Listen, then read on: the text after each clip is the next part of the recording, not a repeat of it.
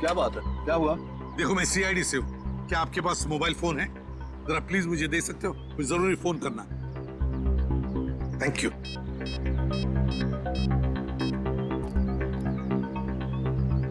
Hello Abhijit. Hello sir. Sir आप कहाँ हैं सर? मेरी बात ध्यान से सुनो। देखो शहर में एक बहुत बड़ा बॉम्ब ब्लास्ट होने वाला है, हजारों लोगों की जानें जा सकती है। किसी भी हालत में हमें ये ब्लास्ट रोकना ही होगा। Oh my God. आपको कुछ पता है सर, ये बम कहाँ फटने वाला है? नहीं अभिजीत, मुझे पता नहीं कहाँ पर होगा ये ब्लास्ट, लेकिन इतना पता है कि एक बहुत बड़ा इवेंट होने वाला है जिसमें देश की बड़ी बड़ी हस्तियां आने वाली हैं। कुछ भी हो सकता है अभिजीत, पता लगाओ किसी भी हालत में कहाँ पर है ये बॉम्ब। मुझे आप 2 मिनट दीजिए, मैं पता करता हूँ ऐसा फंक्शन कहाँ पे होने वाला है। हाँ मैं तुम्हें बाद में फोन करता हूँ। Okay sir. सर अपना ख्याल रखिएगा सर। पता करो शहर में कितने बड़े फंक्शन होने वाले हैं, कहाँ पे होने वाले हैं, सबकी डिटेल्स निकालो। बम का खतरा है उसमें।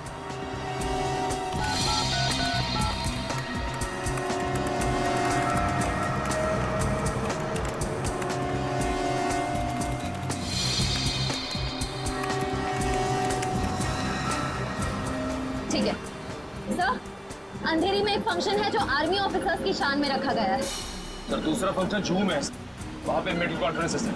देश विदेश के बड़े बड़े न्यूरोलॉजिस्ट अपना रिसर्च शेयर करने के लिए आए हैं। जूम है सर एक फंक्शन तो बड़ा ही हाई प्रोफाइल अवार्ड फंक्शन है सर। कौन सा?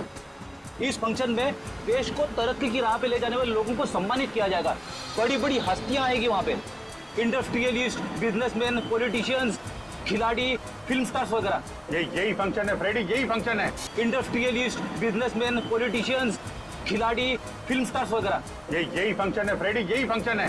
कहाँ पे होने वाला है? इसी कला केंद्र। ठीक है तुम जल्दी से जल्दी वहाँ पहुँच जाओ, मैं भी वहीं पे मिलता हूँ तुम्हें।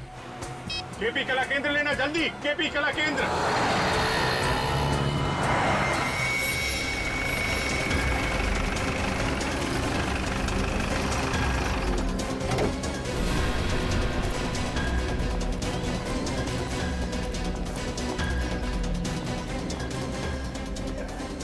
देखो हम लोग सीआईडी से, ऑडिटोरियम के अंदर बम है। मैनेजर कहाँ तुम्हारा? आइए।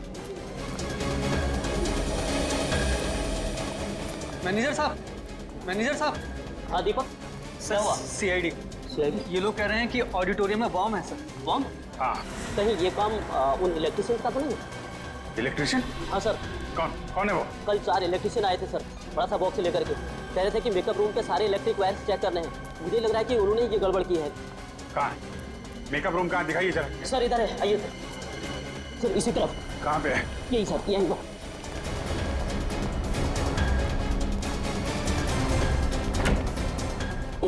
यही वाला।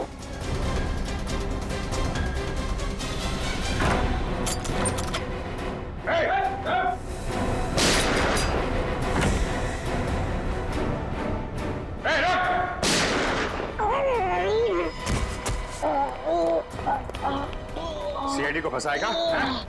बोल बम कहाँ है? कौन? सर बम के बारे में कुछ भी नहीं पता सर, केवल इतना पता है कि 5:30 बजे बम फूटेगा। मैं तो बस बचने के लिए भाग रहा था सर। 5:10, 20 मिनट है, लेके जाओ इसको। 20 मिनट में बॉम्ब को ढूंढ के उसको डिफ्यूज करना और ऑडिटोरियम में से इतने सारे लोगों को बाहर निकालना बड़ा मुश्किल होगा। कैसे होगा ये? 20 मिनट बहुत है फ्रेडी।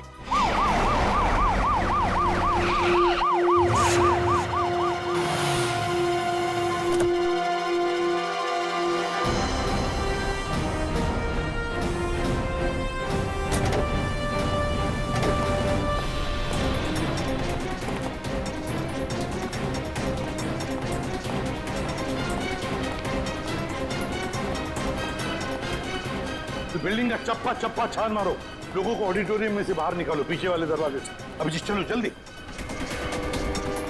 आइए इस तरफ राइट में, आराम से।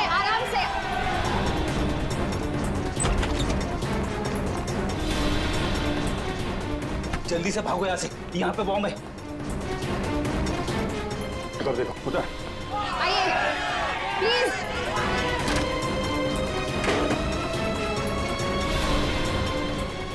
जरा ये देना।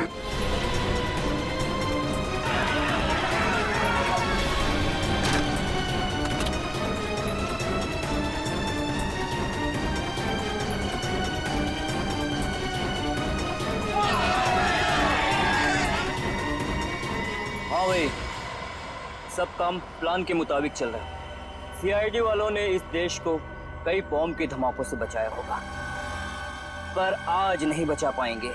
आज एक बार इस देश में फिर दिवाली होगी, आंसुओं की दिवाली।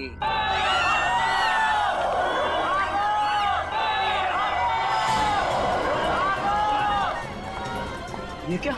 ये लोग बाहर आ रहे हैं।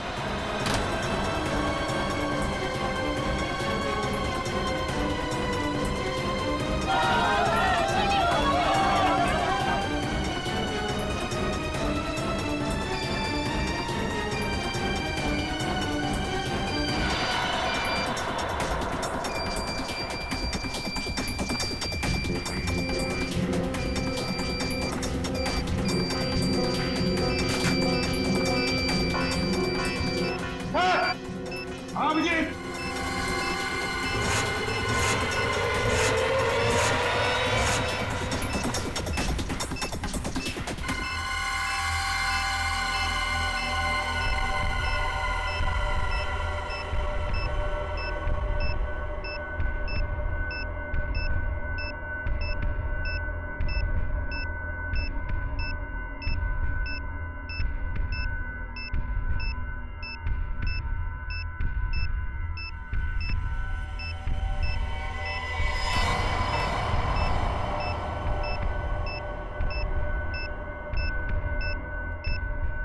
सर सिर्फ 7 मिनट बचे।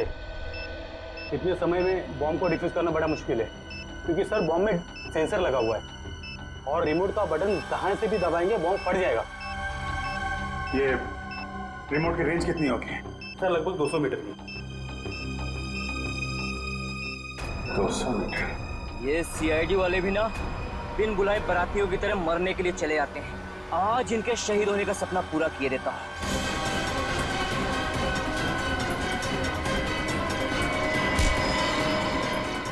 इस देश की नींव इतनी कमजोर नहीं कि तेरे जैसे हल्के हवा के झोंके उसे हिला सकें।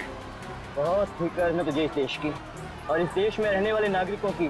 भले ही चाहे रिमोट छीन ले, अब 5:30 बजने में सिर्फ 3 मिनट रहेगा, 3 मिनट, और दुनिया का कोई भी बम स्क्वाड इस बम को डिफ्यूज नहीं कर सकता।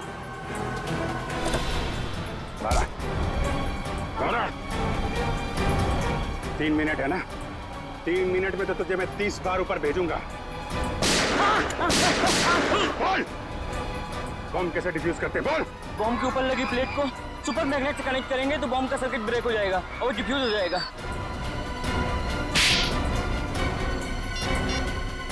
हेलो एसीपी साहब,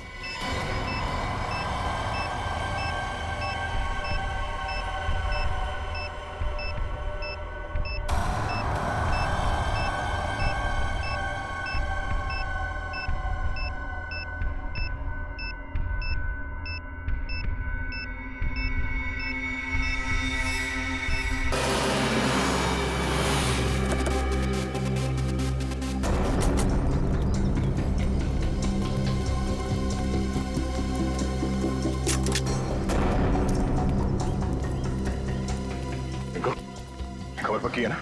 यहाँ पर कुछ बहुत बड़ा होने वाला है। कहाँ पर? आइए सर।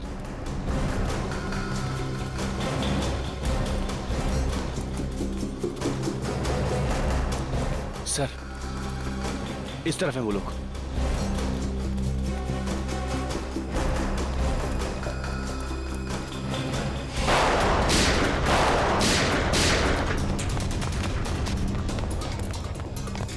बॉस, आपने जैसा कहा था मैंने सब कुछ वैसा कर दिया। मैंने सीआईडी वालों को आपके हवाले कर दिया। अब मैं जाऊं? काम खत्म, आज भी खत्म।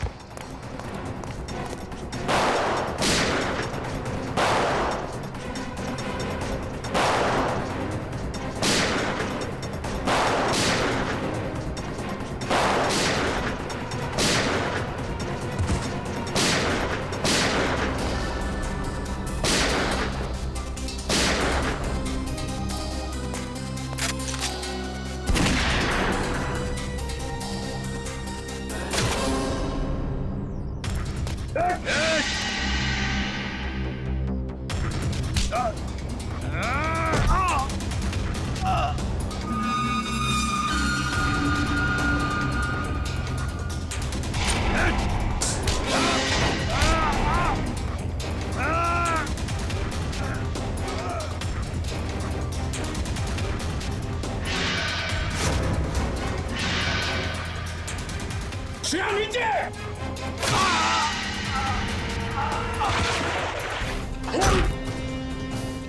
श्रेया, श्रेया, तुम ठीक हो? हाँ सर, मैं सर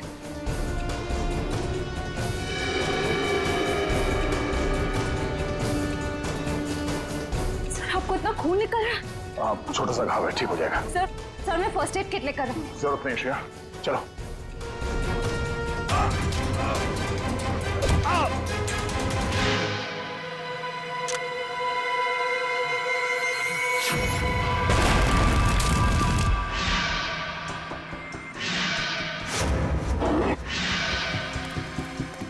सर, क्या हुआ? ये कैसे हो सकता है? दया, ये कैसे हो सकता है?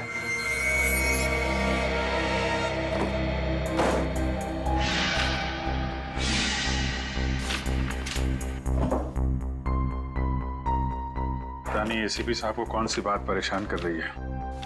कुछ बता भी नहीं रहे।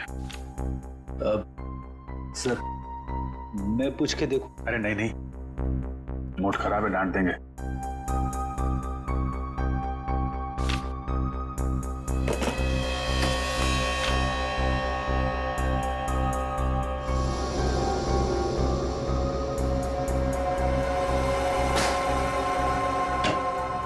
अरे कहाँ हैं आप लोग? कहाँ घुस रहे हैं? हमें एसीपी प्रद्युमन से मिलना है, उनकी कायरता को लेकर उनसे कुछ सवाल करने। कायर? आप एसीपी प्रद्युमन को कायर कह रहे हैं? कायर को कायर नहीं कहा जाए तो और क्या कहा जाए? और क्या वजह हो सकती है जो इतने बड़े खूंखार अपराधी को उन्होंने ऐसे ही यूं ही जाने दिया? आप लोगों के लिए बातें बनाना बहुत आसान है। कभी किसी असली मुजरिम से पाला नहीं पड़ा ना आपका।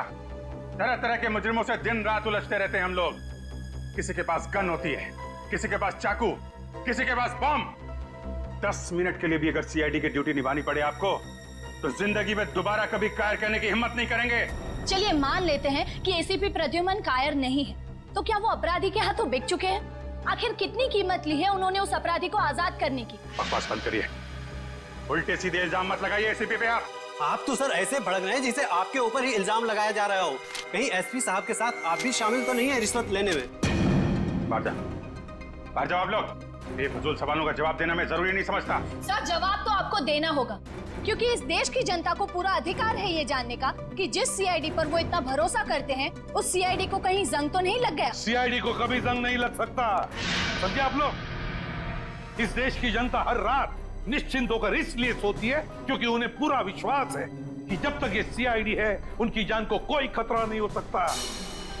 लेकिन आप लोग जो है ना, जनता की आड़ लेकर अंधेरे में तीर चलाते हैं, अंधेरे में। जाइए आप लोग, प्लीज जाइए।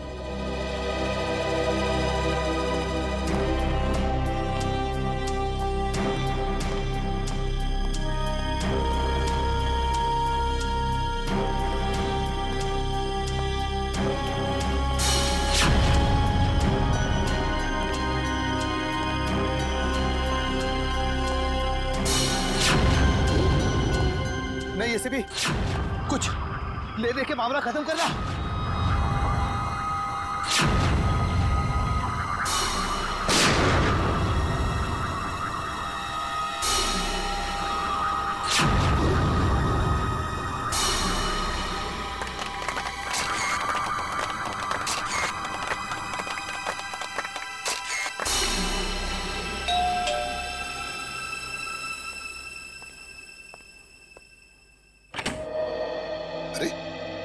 दया, अभिजीत, तुम दोनों इस वक्त? सॉरी सर, शायद हम लोगों को फोन करके आना चाहिए था। अरे नहीं नहीं अभिजीत, कैसी बातें करते हो? बताओ क्या बात? सर हमारे यहाँ आने की वजह शायद आपको पता चल गई होगी। आज हुई मुठभेड़ के बाद आपके चेहरे पे एक अजीब सी परेशानी देखी थी सर। एक अजीब सा सवाल, जैसे कोई पहेली हो जो आपको बहुत परेशान कर रही। तुम दोनों को रतन याद है? रतन जकोटा। रतन जकोटा? वो मुजरिम जिसे आपने मारा था 5-6 साल पहले? अभिजीत, वही रतन जकोटा। आज जिसके साथ मुठभेड़ हुई वो उसी के साथ हुई, उस रतन जकोटा के साथ। मरे हुए आदमी के साथ मुठभेड़? ये कैसे हो सकता है सर? वही तो समझ में नहीं आ रहा है दया, वही तो समझ में नहीं आ रहा है कि ये रतन जिंदा कैसे हो गया। ये देखो, पेपर्स में भी उसके लाश की फोटो तक छप के आई है, फिर भी ये जिंदा कैसे? सर कहीं ऐसा तो नहीं कि ये रतन का कोई साथी हो जिसने प्लास्टिक सर्जरी करवा के रतन जैसी शक्ल बनवा ली और अब आपसे बदला ले रहा है? इस रतन के गैंग की पूरी कुंडली निकालो, पूरी कुंडली निकालो। पूरी साजिश है, साजिश, हमें गुमराह करने की साजिश। जब हम रतन गैंग के साथ उलझे हुए थे, उसी वक्त भांडुप में भी बॉम्ब ब्लास्ट हुआ। और सर वो खबरी रिंकू, वो भी मिला हुआ था उनके साथ।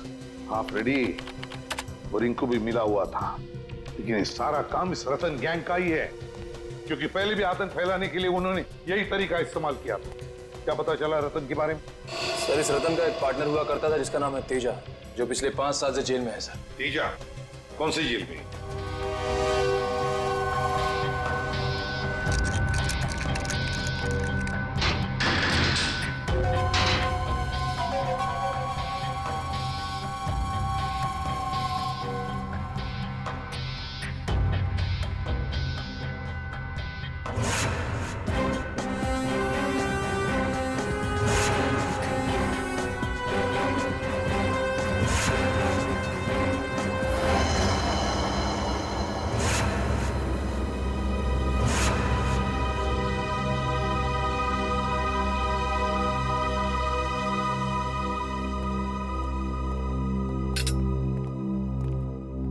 सर ये है मिस्टर बलवंत, तेजा के वकील। मिस्टर बलवंत, ये है एसीपी प्रद्युमन। अरे भाई, इन्हें कौन नहीं जानता। खैर अब मैं चलता हूँ, मेरी एक जरूरी मीटिंग है।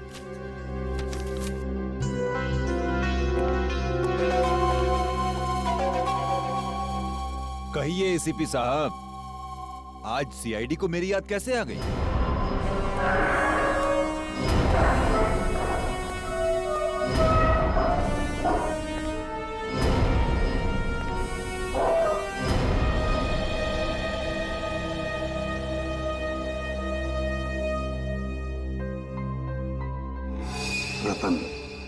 रतन मेरा पार्टनर था, मैं उसे कैसे भूल सकता हूं? आप ही की गोली का शिकार होकर वो इस दुनिया से उठ गया था। जिंदा है, जिंदा है रतन। क्या रतन जिंदा है? ऐसा कैसे हो सकता है? 5 साल पहले आप ही ने तो गोली मारी थी उसको। हाँ, मैंने ही गोली मारी थी उसे, लेकिन कल ही देखा मैंने उसे। कैसे हो सकता है ऐसा? किसी मरे हुए आदमी को आप कैसे देख सकते हो सर? जरूर आपने उसकी आत्मा देखी होगी। मजाक करने के मूड में नहीं हूं मैं तेजा, समझे? रतन के बारे में और क्या क्या जानते हो? क्या क्या जानते हो रतन के बारे में? जल्दी बताओ। मैं कैसे कुछ जानूंगा सर? 5 साल से तो मैं यहाँ जेल की सलाखों के पीछे सड़ रहा हूँ सर। 5 साल पहले तुम दोनों जहां जहां मिलते थे, उन जगहों का नाम चाहिए मुझे। कोई एक अड्डा हो तब तो बताओ ना सर। जितनी बार वो मिलता था, हर बार अलग अलग जगह। कभी चूना भट्टी तो कभी भिंडी बाजार, कभी भिवंडी तो कभी माहिम सर। जेलर साहब, तेजा की अच्छी खातिरदारी करना।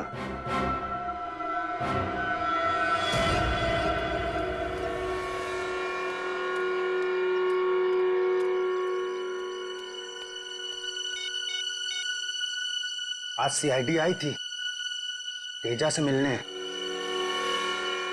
कुछ गड़बड़ लग रही है। अच्छा हुआ उस दिन फोन कट गया, ये मैं तो फंस जाता। बाद में बात करते हैं, ठीक है? सर आप चाय पियेंगे? पियेंगे नहीं, पिलाएंगे। चाय जेल की तुम्हें, हैं? बता क्या चक्कर है तेरा तेजा के साथ? कुछ नहीं साहब, बस मैं तो। चुप! तेजा का नाम लेकर किससे बातें हो रही थी? 2 दिन पहले मेरे मोबाइल पे किसी का फोन आया था, कह रहा था तेजा से बात कराओ। जब तक मैं तेजा के पास पहुंचता फोन कट गया था और फिर दोबारा फोन नहीं आया। नंबर बता, कहां से फोन आया था?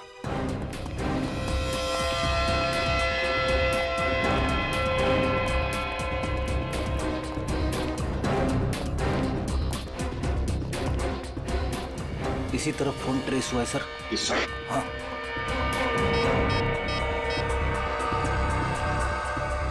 अभिजीत, जिस आदमी ने चाय वाले को फोन किया था उसका फोन गोदाम नंबर 22 पर ट्रेस हुआ है। हाँ, जल्दी आना, जल्दी।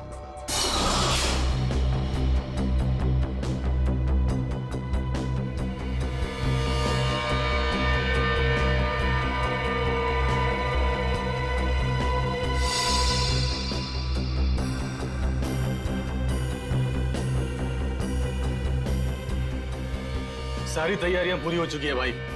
हम इस बार वो कारनामा करेंगे कि सारा देश थर्रा उठेगा और लोगों के रोंगटे खड़े हो जाएंगे। शाबाश पप्पू। 2 दिन बाद अखबार में बस एक ही हेडलाइन होनी चाहिए कि सारा शहर बॉम्ब के धमाके से थर्रा उठा।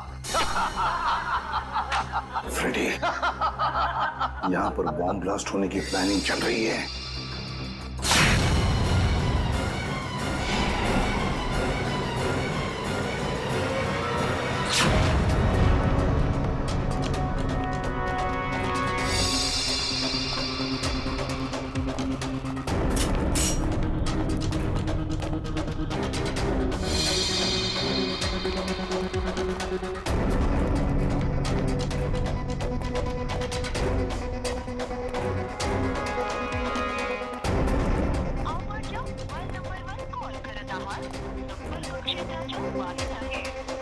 सर, ना एसीपी सर का फोन लग रहा है, ना ही फ्रेडी सर का। कहीं गुंडों के साथ दोनों की मुठभेड़ तो नहीं हो गई?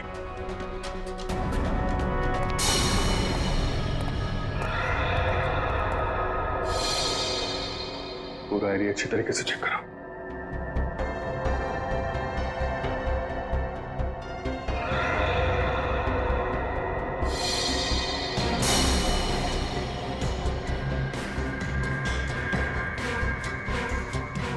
फ्रेडी?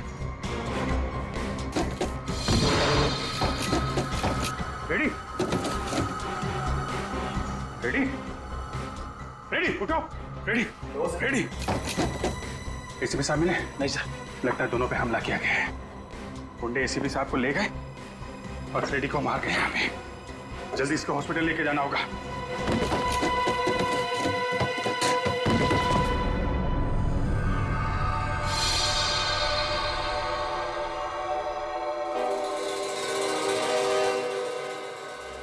खुद पे शर्म आ रही है मुझे सर।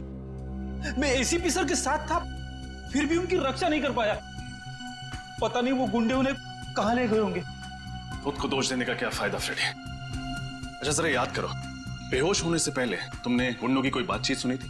किसी जगह का नाम लिया हो उन्होंने जहां वो एसीपी सर को ले जा सकते? नहीं सर।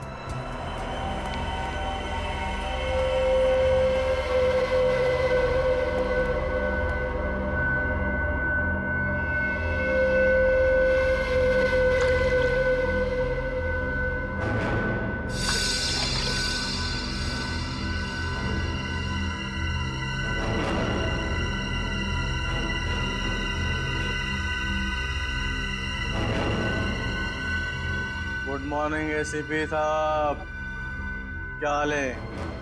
नींद तो अच्छी आई? अरे पप्पू, जा एसीपी साहब के लिए पैटी लेके आ।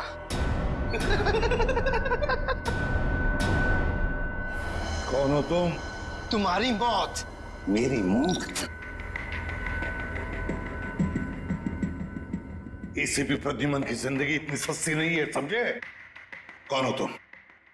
बताओ क्या चाहिए तुम्हें? हम कौन है, क्या चाहते हैं, कि तुझे बहुत जल्द पता चल जाएगा एसीपी। पहले जरा बॉस को तो आने दे। कौन है तुम्हारा बॉस? कौन है तुम्हारा बॉस? रतन? रतन है तुम्हारा बॉस? अरे इतनी भी क्या जल्दी है जानने की एसीपी साहब? अभी तो फिल्म का इंटरवल हुआ है। विलन कौन है ये तुझे क्लाइमेक्स में पता चल। फिल्म खत्म होने से पहले ही विलन खत्म हो जाएगा, समझे? रस्सी चल गई मगर तेरा बल नहीं गया एसीपी। बहुत हेगड़ी है एसीपी में। हम ही इस निकालेंगे।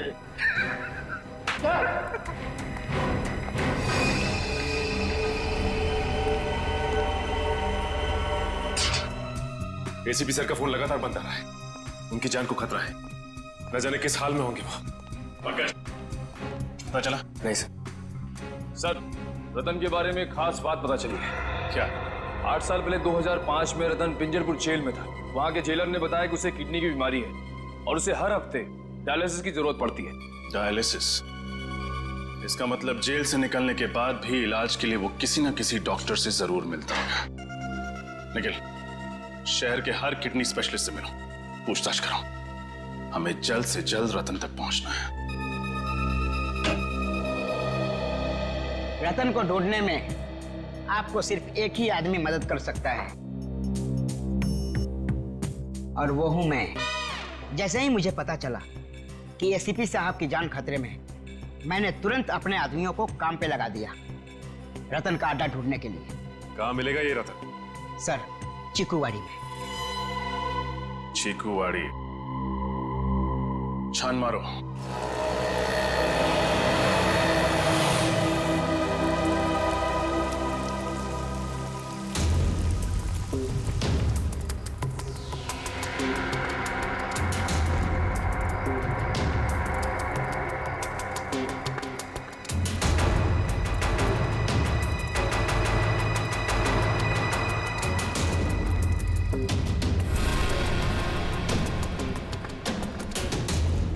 सर, ये अड्डा तो काफी बड़ा है। इस अड्डे पे पता नहीं कितने सारे आदमी होंगे। हमसे 2 है सर। क्यों पंकज, डर लग रहा है क्या? हाँ सर। थोड़ा बहुत डर तो चलेगा, लेकिन याद रहे कि ये डर ड्यूटी के बीच नहीं आना चाहिए। तुम इधर देखो, मैं आगे देखता हूँ।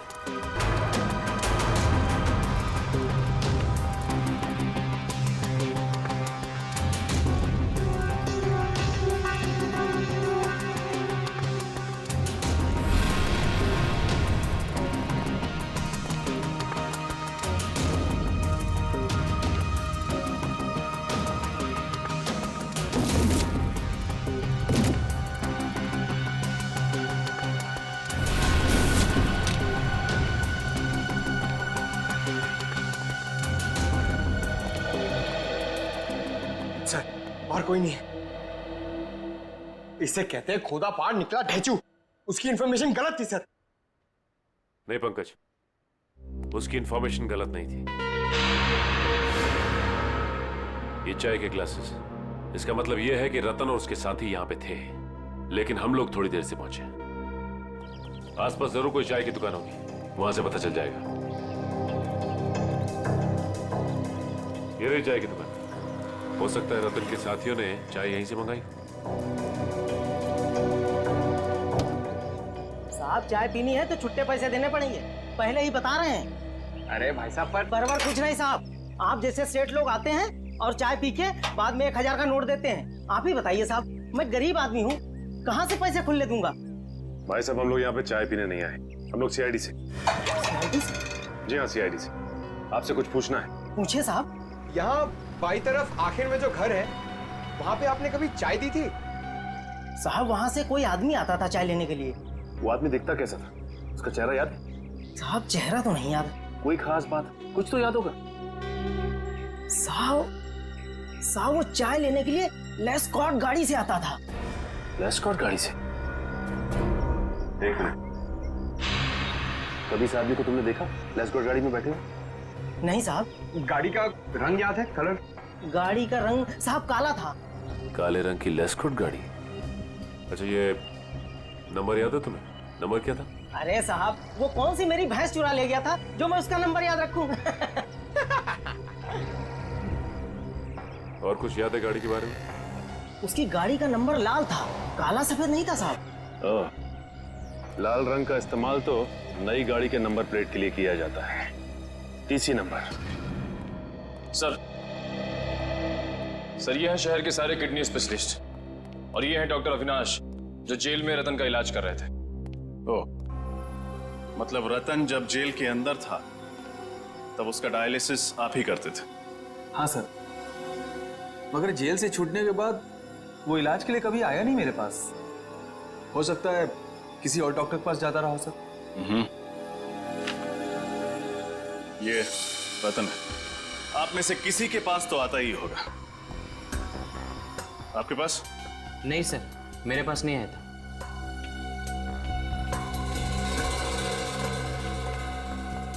आपके पास? No sir.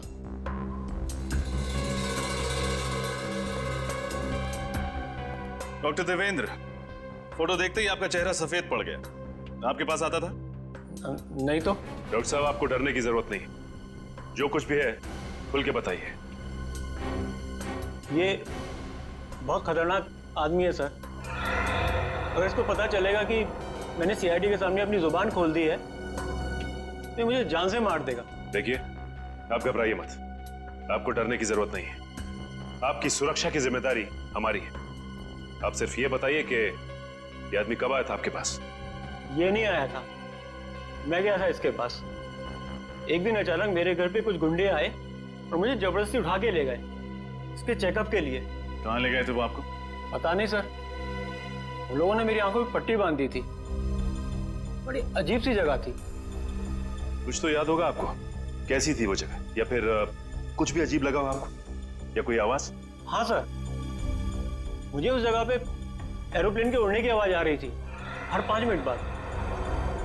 एरोप्लेन की आवाज? मतलब वो जगह एयरपोर्ट के आसपास है। पूरा एरिया छान मारेंगे। और उस चाय वाले ने बताया था ना, काली लेस्कॉट गाड़ी के बारे में, जिसका नंबर प्लेट लाल रंग का है। ऐसी गाड़ी कौन चलाता है ये आरटीओ से पता चल जाएगा।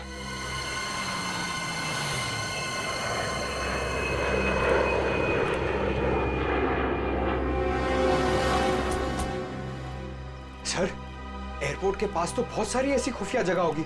रतन कहाँ छुपा होगा? चलो यहाँ देखते हैं।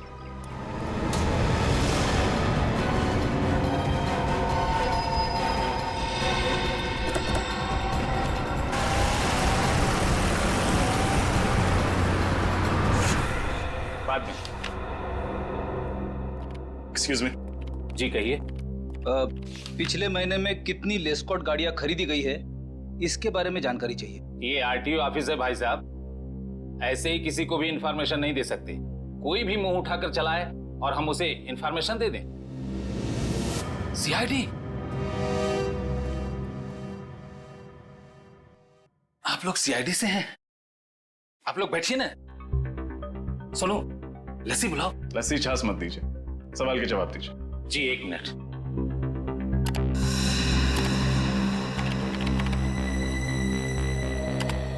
पिछले महीने में कुल 8 लेस्कॉट गाड़ियां खरीदी गई थी।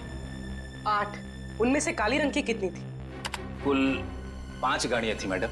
5 काली लेस्कॉट गाड़ियां। ये पांचों गाड़ियां किस किस ने खरीदी हैं? राजीव, सरताज, आर्यन, बलवंत कुमार। बलवंत कुमार तो तेजा का लॉयर है ना, उसका केस लड़ रहा है। हाँ सर। इस बलवंत कुमार का एड्रेस क्या है? पूरा घर अच्छे से छान मारो।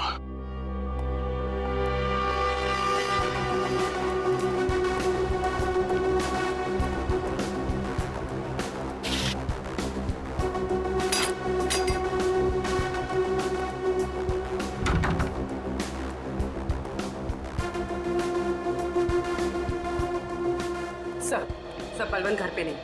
अलमारी में उसके कपड़े भी नहीं है। मतलब बोरिया बिस्तरा बांध कर रफू चक्कर हो गया है बलवंत। एयरपोर्ट, रेलवे स्टेशन, सभी चेकनाकों पर खबर कर दो। बलवंत बचकर भागना नहीं चाहिए।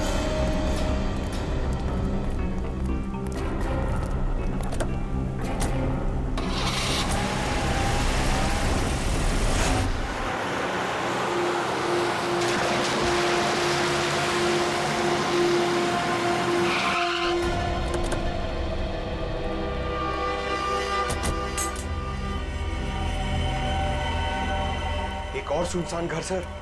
हाँ, शायद रतन की तलाश यहाँ पे पूरी हो जाए।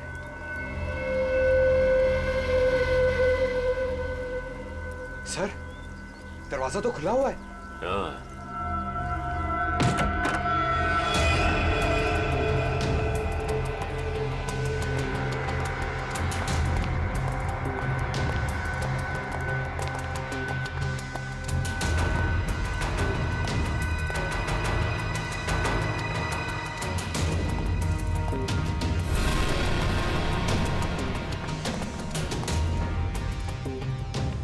सर, पूरा घर खाली है।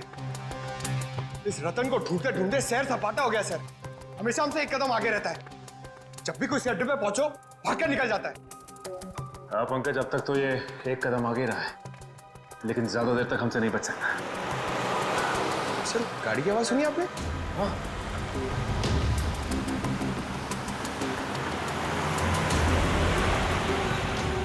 गाड़ी लेस्कॉट, ये गाड़ी तो उस वकील बलवंत की है। जरूर ये बलवंत रतन के बारे में जानता होगा। Hello Abhijit sir. शेर दहाड़ा तो नहीं ना? सीआईडी का शेर है, बहुत जोर जोर से दहाड़ा, मगर अब शांत बैठा है बेचारा। Very good.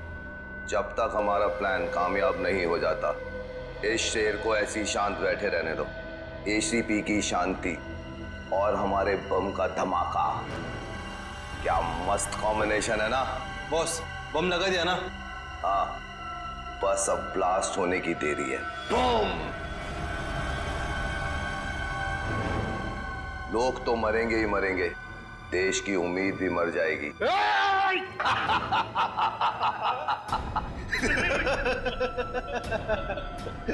फड़फड़ाओ एसीपी, फड़फड़ाओ। हाँ, फड़फड़ाओ। ये सीआईडी का सबसे खतरनाक खिलाड़ी है, इस पे नजर रखना। अगर ये पिंजरे से फुर्र हो गया ना, तो हम सब मारे जाएंगे, समझे? नजर रखना इस पर, नजर।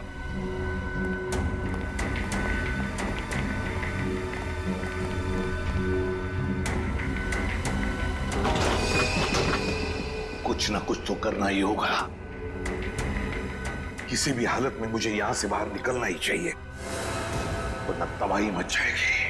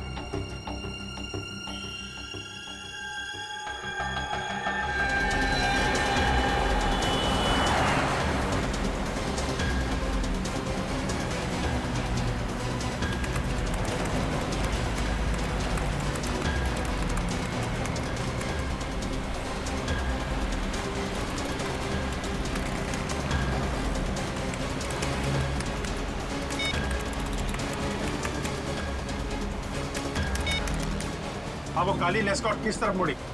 बंसी नगर की तरफ? बंसी नगर लो, बंसी नगर। उस गाड़ी के बारे में लगातार इन्फॉर्म करते रहो मुझे। Thank you very much. Shreya, ACP साहब के मोबाइल के बारे में कुछ पता चला? लोकेशन ट्रैक हुआ उनका? नहीं सर, उनका फोन लगातार बंद आ रहा है। जैसे ही ऑन होगा मोबाइल कंपनी हमें तुरंत इन्फॉर्म कर देगी। सर, मुझे एसीपी साहब की बहुत चिंता हो रही है सर। सर कहीं रतन उनके साथ कुछ कर ना दे सर। एसीपी प्रद्युमन है वो, एसीपी प्रद्युमन सीआईडी का बब्बर शेर है वो। ये रतन जैसे कॉकरोच उनका कुछ नहीं बिगाड़ सकते।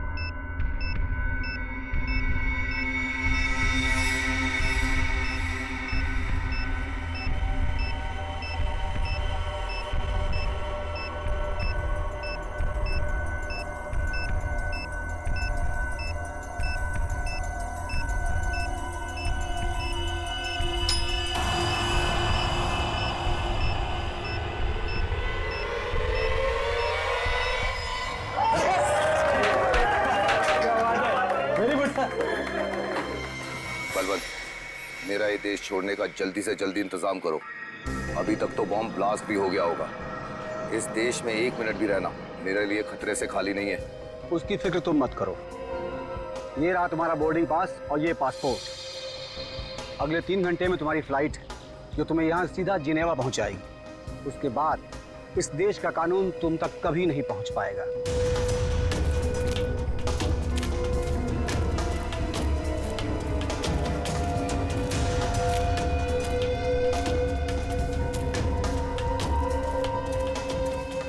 तू यहाँ क्या कर रहा है? तुझे तो प्लान के मुताबिक इस वक्त प्लान के मुताबिक तो बहुत कुछ करना चाहते थे तुम। सीआईडी वालों ने आज तक बड़े बड़े प्लान्स की खिचड़ी बनाकर उन्हीं को खिला दिए जिन्होंने प्लान्स बनाए थे, समझे?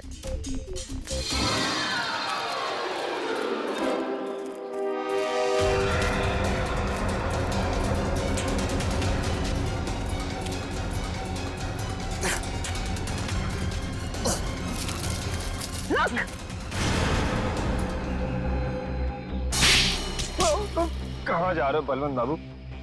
कोर्ट नहीं जाना?